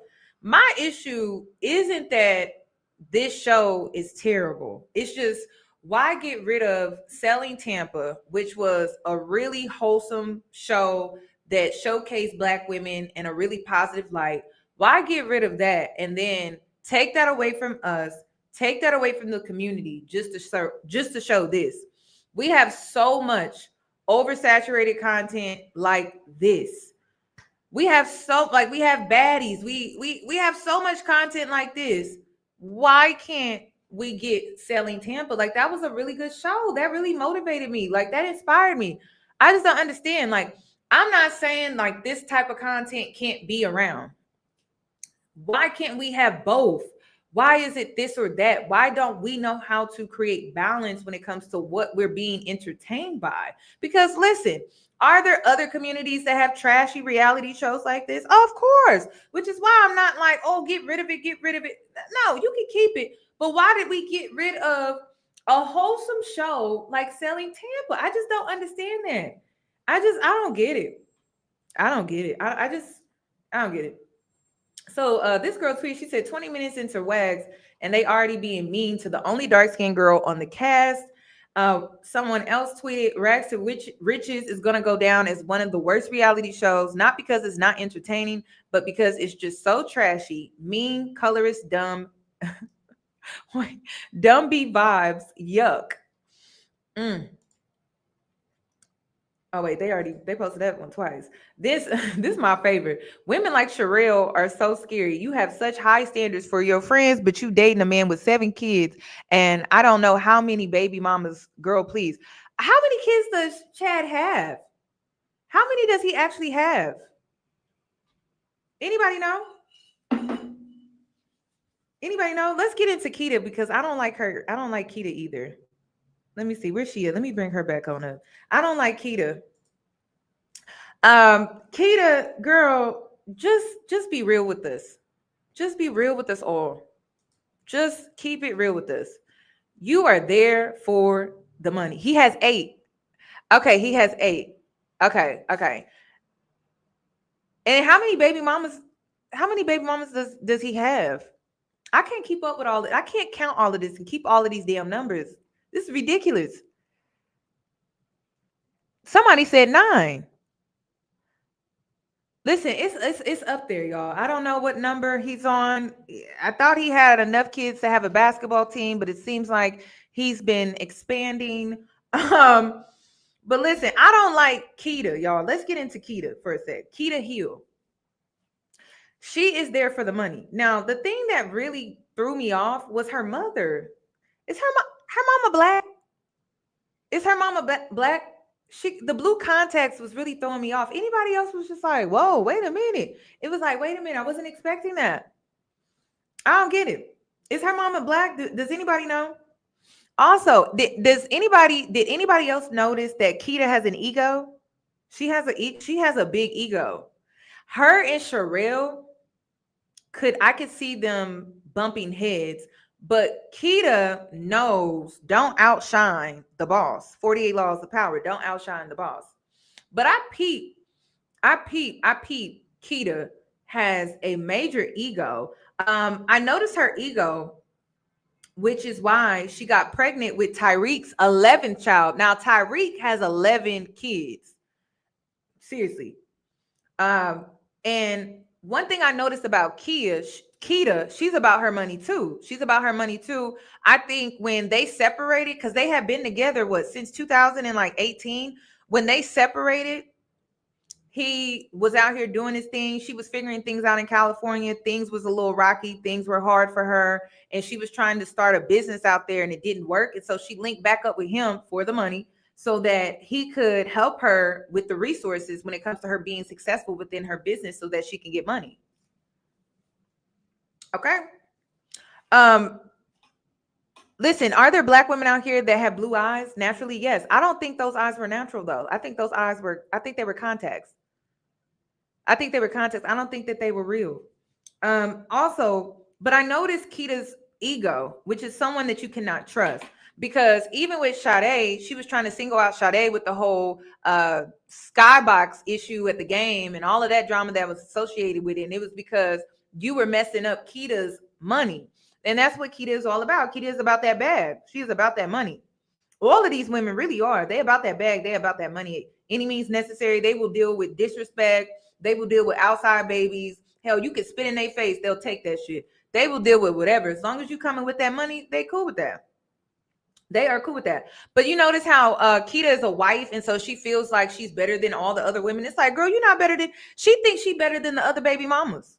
I peeped that too. She thinks that because she's the wife and she wears these dainty dresses and these suits whenever she's out here doing business, she thinks she's better than the baby mamas. I'm like, baby, you're with a man that cheats on you, that had three women pregnant at the same time. So to compete with them, you got pregnant with this 11th baby because they were all pregnant at one point, all at the same time. Keita is very competitive. Oh my God. She is there for the lifestyle. And listen, when Sherelle and Keita were touring that home, right? And they ended up having that conversation in the backyard. The home was beautiful. The home was gorgeous. But I couldn't even see myself in there dealing with half the shit that Keita would have to deal with when it comes to that man. Like, absolutely not. No peace. All that beauty that came with that home would be destroyed with all the bullshit that I would have to put up with when it comes to Tyreek Hill. Did you see how he was getting arrested? He got arrested and they tried to make that part of the storyline and everything like that. It was just, listen, Keita, I see you, girl. And to be honest, I don't really like you. I don't like Keita. I really don't. Like I said, I think she thinks that she's better than the other baby mamas. And Portia clocked her at lunch, just like how she carries herself and how she wears her wardrobe. It's just it just seems very phony and fake. I just gotta be honest with y'all. It just seems very phony and fake, and I'm just not buying it at all. I'm just not. She just seems like she carries her nose in the air because she's married to Tyreek Hill. Don't tell me this is true. So last weekend, Tyreek Hill welcomed another one of his kids to the world. And apparently that's the 5th child he's had this year. And how many touchdowns does Tyreek Hill have this season? Only 4. So as of... That's crazy, y'all. It was 5 women that was pregnant at the same damn time. Because I thought it was 3. Right now this year, Tyreek Hill has had more kids than he's had touchdowns. Tyreek, can you score a touchdown today? At least have as many touchdowns as you had kids this year. That's a mess. And now this video was recorded a month ago. Listen, if she likes it, hey, if she likes it, she likes it. If she likes it, where's my let me see. Here it is. I don't know who needed to hear this, but good for you.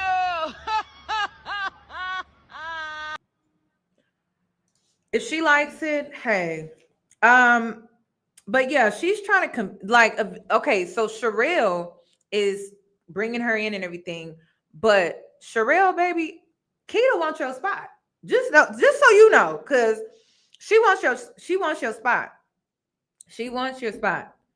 She wants your spot. You showing her the ropes, you showing her around, but Keita wants your spot. She's very competitive, which would do well for your firm, Sherelle. But just know you're gonna have to watch your back with her because she definitely wants your spot, which was why Tyreek Hill ended up linking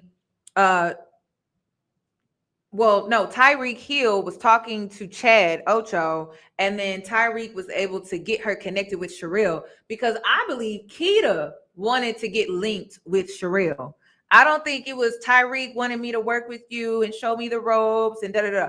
I think Keita plotted that because Tyreek doesn't seem smart. He don't seem smart.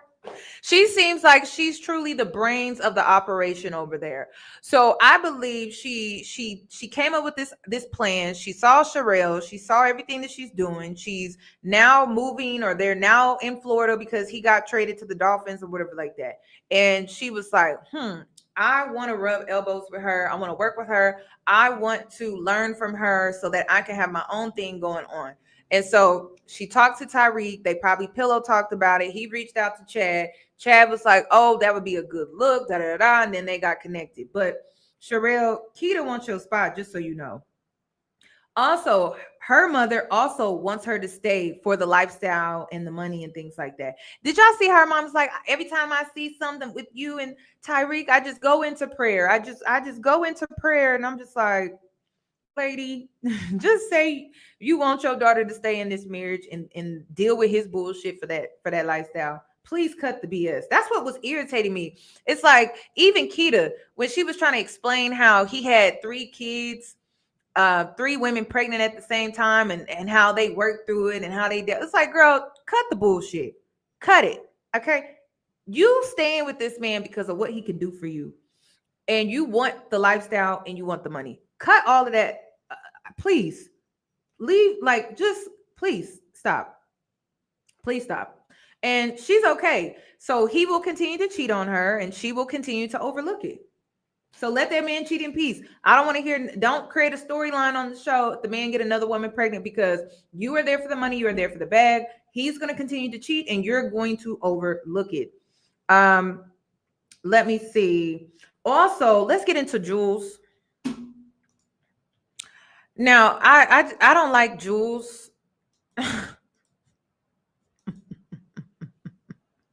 I don't like her.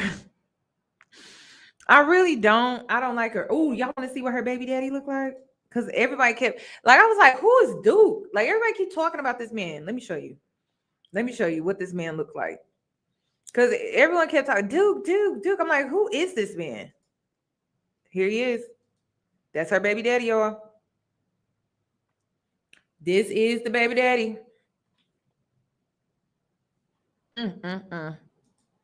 Listen, he's a nice looking guy. He's a nice looking guy. He a nice looking guy. I ain't gonna lie. He big. But I just want to say this. I don't like Jules. I don't. Do I believe she's a culture vulture? Of course. Of course. Does she not understand the privilege that she carries? She lacks self-awareness, like a lot of. And so she just doesn't understand that when she's in Black spaces, she has a level of privilege that we will never have. Or when she's in an establishment, she doesn't understand the privilege that she carries by just her skin complexion. So she really lacks self-awareness. But it's like, girl, how you not know when you hang around Black people, you're in Black culture, you're a culture vulture. How are you not aware of your white privilege, girl? That's what irritates people about her. Like, seriously. But what I did not like is she did not start that whole altercation with the homegirl. I knew something was about to pop off because I'm like, why they sitting so close from each other? I just didn't understand why they didn't sit across from each other. Why were they sitting so close to each other? I just didn't understand that. Like, I wouldn't want to have, I don't know you like that. And it's, you want to have a conversation with me about something I did or something I said or something like that. Why are we sitting so close? I don't understand. I don't get that. So the whole situation with, you know, with the black woman, listen, she was the aggressor. She was in this situation. She was the aggressor. And this is what I'm not understanding. Black women, Sherelle being the co-producer and everything like that. Why have her on the show at all? You already know she's a culture vulture. You know about her reputation. You heard about her reputation. Why did y'all bring her on the show and associate with her in any type of way if you knew that this is the type of reputation that she carries? I just don't understand. Like, why put her in a situation like that? Was it to create the drama, to create the storyline? Because like I said, I think the only reason why Jules was casted was simply to bring drama and to create controversy for the show. That's it. And to be honest, it was lukewarm.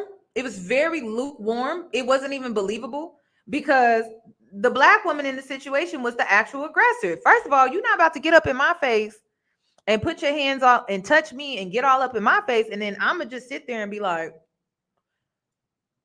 the hell? Now, Jules, because of the setup, because this was definitely a setup, it was like a bait type situation, you should have just walked away. You should have just walked away because it was a clear setup. They set you up to get your reaction, to create drama. That was a setup. And I don't know if it's reality TV, it's just getting sloppy, but it was just so obvious that they wanted that moment. They wanted to create that scene. They wanted to add that in as a part of their storyline. And it was very lukewarm. It just was not believable at all. And which makes me want to look at the black women that are on the show where you are associating with this woman, and you want us to be in outrage when it's like, why the hell do you even have her on the show, sis? Why are you even associating with somebody like that? Because you've seen the tweets. You've seen the things that Jules has done in the past, has said some controversial things about black women and things like that. How did she even get casted on the show? Make it make sense. The whole situation was truly embarrassing, and I didn't buy it. I didn't buy it. But this is what irritates me about Jules, which is why I don't really care for her. This scene right here. On the group right now. In town. Okay, Puerto Rico. Let's keep it real. You know, you have to like know what circles you moving in, and also know how to protect that space. Because you're moving in black spaces. You're in black circles. You're in black spaces. You have to understand that you are white. You're white. So she can blow up like that in a black establishment, a black business, and nothing. She won't have to deal with any real consequences, right? But the black space that you're in and the black people in the space, like the business owners and the people, we do, sis. And see, that's what I don't like. That's the part that irritated me. We're running with a group of black women, a lot of whom are with high-profile black men. I was 100% disappointed when the fight took place at Victory. I was disappointed in Jules not understanding her power being a white woman. And it's almost like Jules is the type of woman that she thinks by not acknowledging her power as a Caucasian woman that helps black people. And it doesn't. It makes it worse. It makes it worse. Because it like brings on a level of like just lack of self-awareness. It's like, girl, you ignoring the power that you have to try to fit in with black people, that makes it worse. That doesn't help us at all. It just does not. And you can't be a true ally because you don't even want to face the fact that you have this privilege. You think ignoring it will help you fit in with us better, but it doesn't. It doesn't. She dates a lot of black men. She's in the entertainment industry, specifically music, rap. She feels like she's one of us, but she's not. And see, this is why I can't say I don't like Alexis. I'm just confused. Like I said, the first few episodes, I liked her, but I didn't understand why. I'm like, how are you on a show like this? And how are you around these type of women? But then I also think about how she married into a lifestyle. And the lifestyle came with hanging around other basketball wives. Because I think she's a basketball wife. I think she's a ex-basketball wife.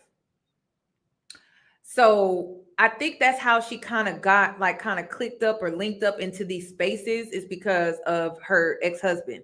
I think so, but I don't know. And again, this could also be her ministry.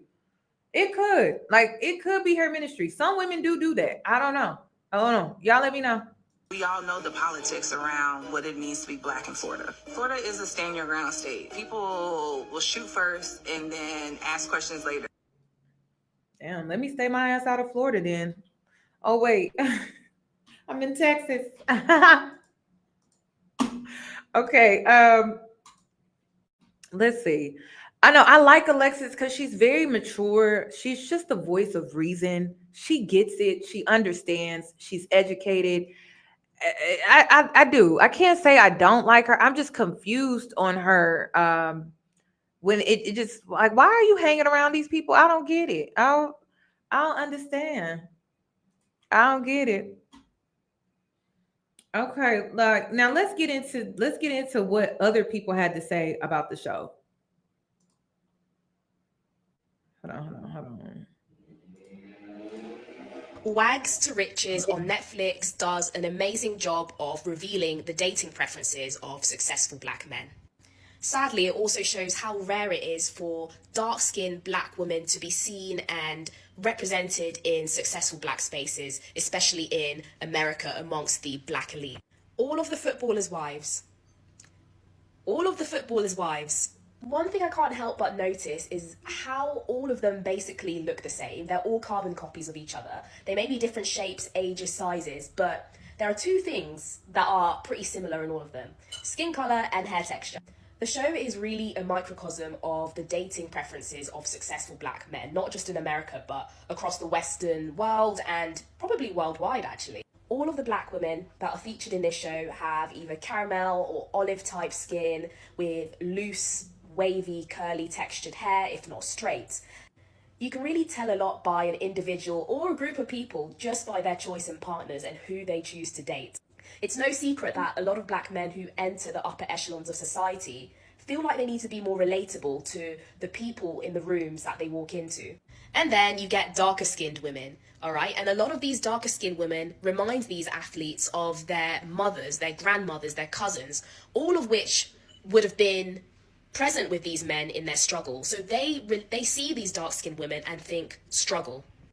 Therefore, when these athletes become successful, they get into the spaces they want to get into, they want to cleave to a partner who for them represents success. And in their world, lighter skin is associated with success. And then their darker skinned female figures, remind them of struggle. They become less relatable in these spaces, which is why you see so many successful black men with lighter skinned women. The show is pretty good. Go and watch it. Which is why I'm very upset that they took selling Tampa. This is why. Because dark skin is not struggle. Like it's really not. Like and if we keep supporting shows like this, it's gonna keep pushing that. It's gonna keep pushing that type of representation, and it's just not true. Like that's another reason why I'm like, I'm tapping out. Like, this is not a show that I'm gonna be watching. Only if maybe like if they come out with a second season, it will depend on what y'all support. Because I'm always telling y'all that when you support content like this, they're going to produce more of it because it's part of the entertainment business. I tell y'all that all the time. I was complaining about that last year when it came to my content. People keep complaining about the content I'm doing. And I'm just like, well, I keep creating the content because that's what you support. You don't support the other stuff like you support this stuff. So it's going to be interesting to see with all of this outrage regarding the show, if you're going to pull back your support when it comes to the show. And if it does get a second season, the ratings go down after that. It just really depends, because based off of what we support, that's what they're going to produce more of. Even on YouTube, it's business. All of the women are stunning, beautiful, successful. So I'm not taking that away from them, but it just was really interesting to watch, and knowing the deep-rooted dynamics behind it is interesting. Yeah, I didn't care for it. Let's see. Type of way about the show Wags to Riches. And I'm somebody who always tries to like see where the villain of the show is coming from. But something about this show screams colorism to me, and I don't know why. I would love for y'all to explain it to me, but why is my dark skin hairs tingling right now?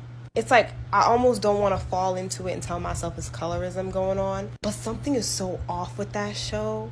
And it's like I kind of want to like it because I'm like, okay, it's black women on the show, we got a full show to ourselves, cool. But I'm just like, this is giving like a version of Mean Girls. And I don't know if it happens to be that the person they're like kind of being mean to happens to be dark skinned and that's coincidence, or they're being mean to her because of it. I don't know. What y'all think? Yeah, I wasn't feeling how Stoney was treated, how she was outcasted. It just really made me upset. Let's see. I am on episode 4 of Wags to Riches, and I think that I'm done watching it. From Sherelle emphasizing that she's the boss bitch and acting like she's better than everybody when her and Ocho combined have 85 kids. Like, that's strange. And she's a baby mama. They are not married. She acts like she's better than everybody else. It's weird. And I liked her before this. So very off-putting. The one that's gonna have her man's 9th kid, and they done been together since 2021. He'd had 18 kids on her. Like, what? And then of course, none of us. Listen, Gotham City is busy. Look, what time is it? Oh, it's rush hour, y'all.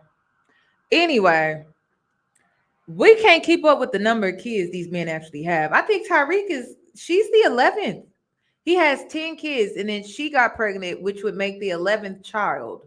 We can't keep up with all these damn kids. That's ridiculous. Of course, Kodak Black's baby mama, her crazy ass situation, fighting and going to jail. Like, what is this? Not only that, you go and look, and he done had a baby on her, and she's pregnant again now. Honestly, I don't know what I expected, but this shit is so messy and just ew. I don't like it. Why is Yes Jules on the show? Also, why is she on the show when she's known to be problematic? I feel like they just wanted that fucking drama. They just wanted that drama in there. They wanted to make the girl who called her out look like an antagonist, like a angry black. I don't know who's in charge of casting, but they are foul for that. I don't feel like she should be on a show with all black women, knowing who she is and how she acts. Yeah. I'm interested to see. Y'all think that this show is gonna get a season 2? I knew they were going to fight because they were too close to each other anyway. They needed to be separated when having that conversation because it was going to get heated. Kiana put her hands in Joel's face first, and she was the aggressor. She started it. No ifs, ands, or buts. Now, for all the girls to sit there later on and have a conversation and be like, oh, she shouldn't have did that. That was too much. And as black people, we got, girl. I hope there's a reunion. There probably not going to be a reunion. But if there was a reunion, that needs to be addressed because y'all owe her an apology for that.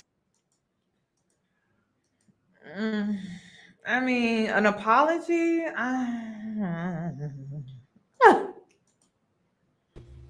So listen, I am truly trying to understand, right? So I've been married a very long time. It'll be 20 years in a couple of weeks. And I am sitting here watching this show, Wags to Riches or something like that. And the scene where Sherelle is asking Ocho Cinco for higher percentages in his business, an infidelity clause of, I think, $500,000, and asking him for basically spousal support. I was cool until I found out she made more than him. So if you make more than your man, he's not asking you for no money, right? He's not asking you to support him. He's basically saying what you come in with is what you leave with. Are we still asking him for money if you make more than him? I guess I'm confused why he not asking her, but she asking him. And yes, I'm pro woman and all that. But to me, that don't make no damn sense. Like, why am I asking for more than what he has? And you know what? I just want to point out that these are the type of women that they love. So listen, it don't make no sense to us, and it never will. The infidelity clause, I completely understand, because it's clear that man, he be busy, right? But I didn't understand that part either. Like, that's crazy. But hey, if they like it, I love it. If they like it, I love it. Good for you. I love it. So I'm gonna just mind my black, my very black business. You know what I mean? My black woman business. I'm not gonna get into this. Especially if I make more than him. Maybe I'm not a part of this new generation. Listen, like I said, I've been married a long time. And so I'm not understanding how the person who makes the most money is asking for spousal support and asking for additional monies.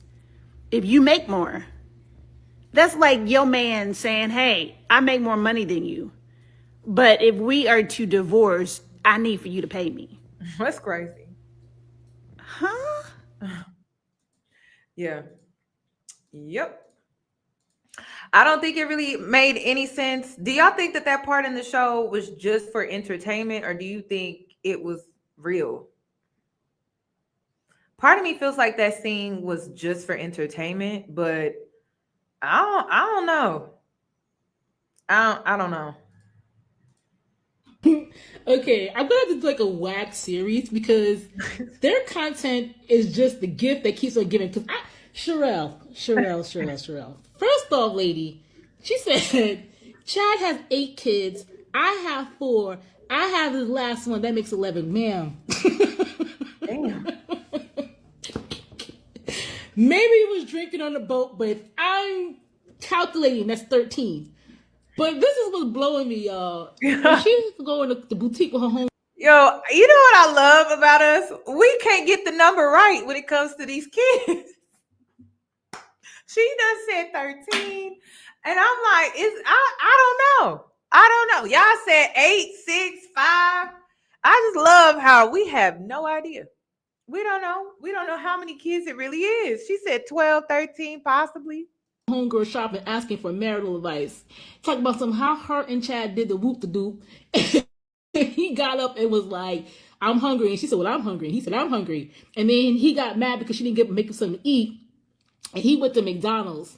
And it's not funny, but it's funny. She said this in full confidence to her homegirl. Talk about something. Well, I'm not his wife. And I'm not doing wifely. Bitch, it's too late. Like, what do you mean? Like, you have his kid. This is going to be your 3rd marriage. Like, now you want to be virtuous. Now you marry a Magdalene. Now you have boundaries. If you don't get your ass up and go get that McGriddle. They get in that kitchen and make them eggs. Why are you playing in people's face right now? Now you're worried about, like, what a wife shouldn't and shouldn't be doing? Girl, cut it out. Like, cut it out. Like, girl, you get your ass up and make that man breakfast. Because if you want a virtuous situation or whatever it is, whatever, having his 23rd, 2000 kid and like the 10th baby mama, and now you want to put your foot down with some hash browns. Like, hash browns, y'all. Get your ass up and go make that man Some pancakes and eggs. It's too late, honey. It's too late. Way too late. Way too late. Way too late. Way too late. Way too late. I don't even know why she even playing for real. I don't get it. Okay, this makes sense to me. You will invite a white woman who is known for being culturally unsensitive on a show called Wax to Riches with all black women. It's one mixed female on here, but for the most part, all black women. And then you turn around and have conversation and say you're shocked because she is not taking accountability for being culturally unsensitive. You got to make it make sense for me. Yeah, it doesn't make sense. So to be honest, I'm mad at the women on the show that invited her on the show or thought it would be a good idea to cast her on the show. I'm more mad at y'all than I'm mad at Yes Jules, because it's clear she doesn't get it. She won't get it. And I don't have to share spaces with her. Y'all don't have to share spaces with her. Y'all decided to share spaces with that lady knowing how she is. It just doesn't even make sense to me. Giving her an opportunity like that to be on the show, to promote herself or to clear up her reputation, because that's why she was on the show. That was her agenda, clearly. So I just didn't understand that. But that's pretty much these are all of my thoughts when it comes to this show. I will not be tuning in for season 2 if it comes out. If they have a reunion, I may check that out to see if they address some of the things that we talked about or discussed in this breakdown. But y'all, that's all I got. I don't want to watch this. Bring back Selling Tampa. That was a wholesome show. It represented black women in a really good light, and that's how we want to be represented. Listen, they already have the other trashy reality shows. Bring that one back, something that we can watch for us women that want to watch content like that. I mean, damn, I'm not saying get rid of the trashy content. Can we have balance when it comes to the content that we are being entertained by? Like, that's my whole thought process regarding everything when it comes to this show versus Selling Tampa and just this show in general. So that's all I got, y'all. Y'all comment down below what your thoughts and opinions are when it comes to this show. And also when it comes to Selling Tampa, comment down below. Also give this video a thumbs up, and I hope to see you in my next one.